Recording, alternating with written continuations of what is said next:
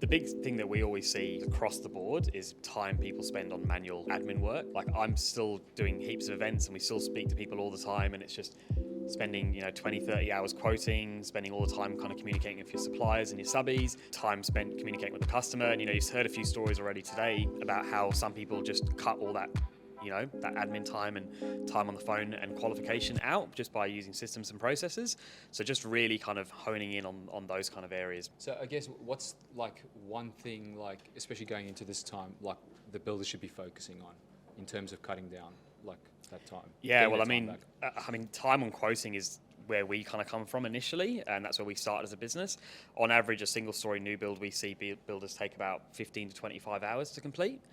We get people down to about 1 to 5 hours. So you've got potentially other builders that are potentially quoting 5 times faster, which means getting back to clients quicker, which means, from a professional standpoint, the quicker you can get back to someone, the higher chance you're going to win that work. So that's one of the key areas. And then when it comes into actually managing your job, it's one of the things I always talk about is cost tracking. Have to have some sort of cost tracking. I speak to a lot of people, and before they come on to use us or even another system, they're just not cost tracking, or it's happening after the fact. What happens if you don't?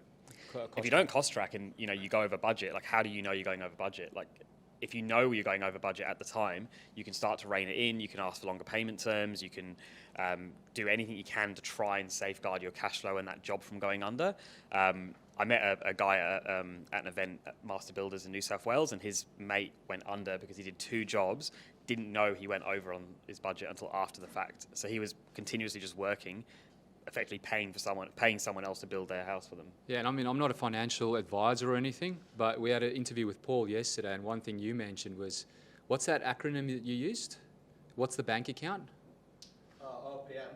Yeah. Other people's money. Yeah. But it's interesting that you talk about cost tracking. We use BuildXact. Awesome.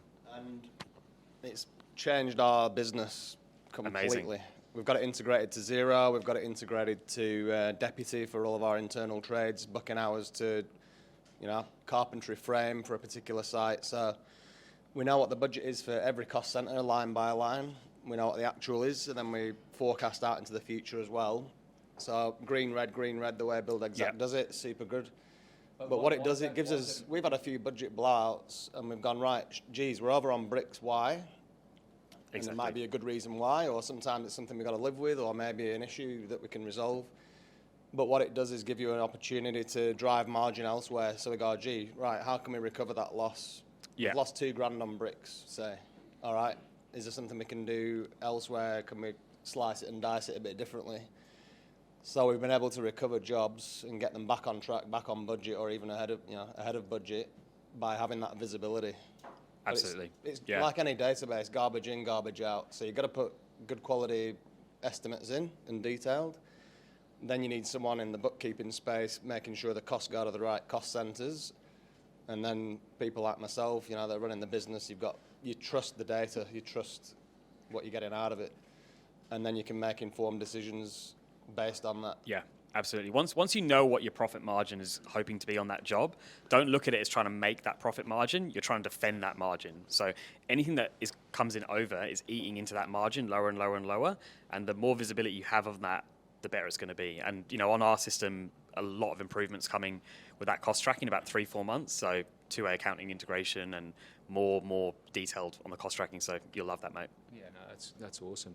Yeah, and I mean, obviously we deal with a lot of builders, and a lot of our clients use BuildXact. Who else uses BuildXact over here? There's quite a lot of hands actually, which is good. All right, we'll just finish there. I don't need to sell it to you anymore.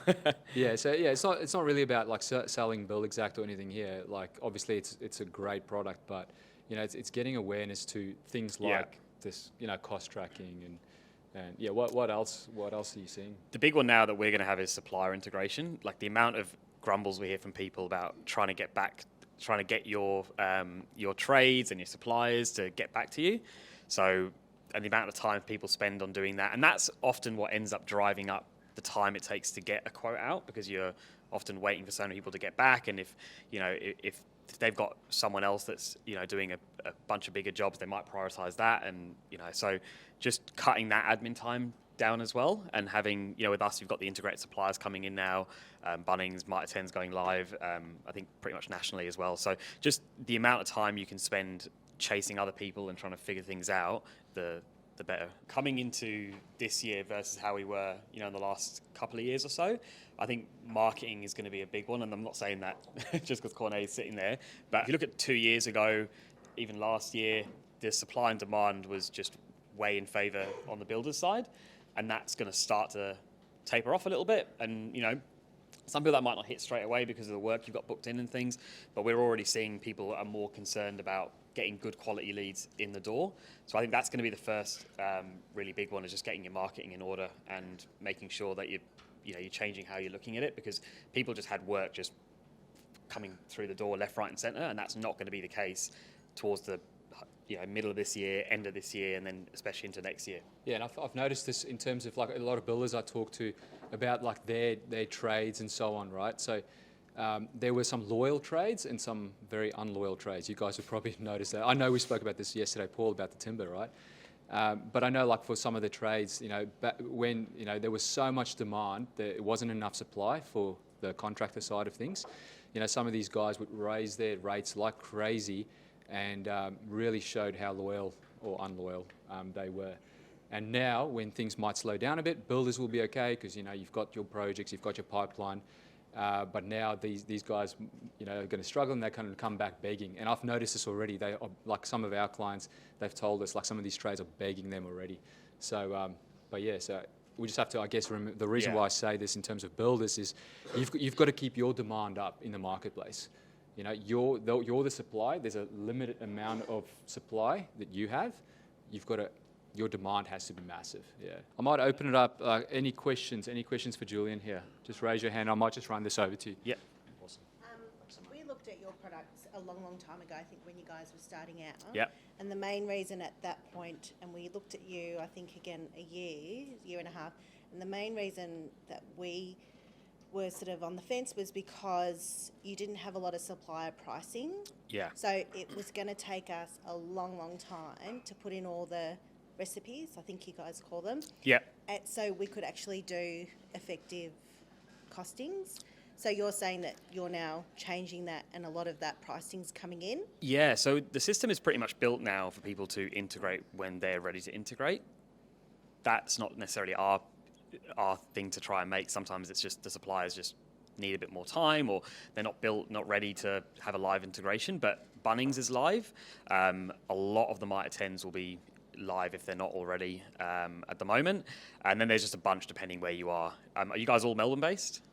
No? Okay, so depending where you are, all you have to do is go into the integrations tab, and there's a giant list that'll pop out. But because we're getting more and more popular, like 4 years ago, which is when you might have seriously looked at us last, I probably would have come to something like this and then maybe one or two hands in the room, and now like a lot more hands go up. So suppliers all know who we are. We're not having to tell them who we are anymore. So a lot of them will actually give you a price file in a BuildXact format.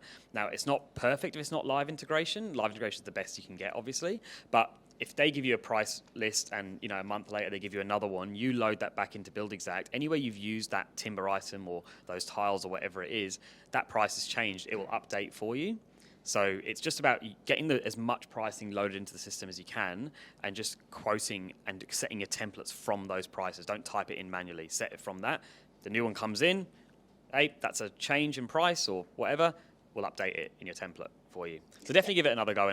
So how long does it take to get all the system? So if you start tomorrow, all that pricing, all that integration stuff, how long does it take to set up? So, I mean, Bunnings, and depending if you've got a Mitre 10 store that's integrated, like if you turn those two on, like that's a pretty big list of pricing that will come in. So that's it almost instantly. I think they might take maybe a day or so for them to approve it. But from our side, it's an instant connection. And then just loading in whatever else you want to load in. I always say just start off easy. You can get too bogged down and trying to load in, thousands and thousands of items and do all that kind of stuff. I would just say start easy and slowly build it out as you go on.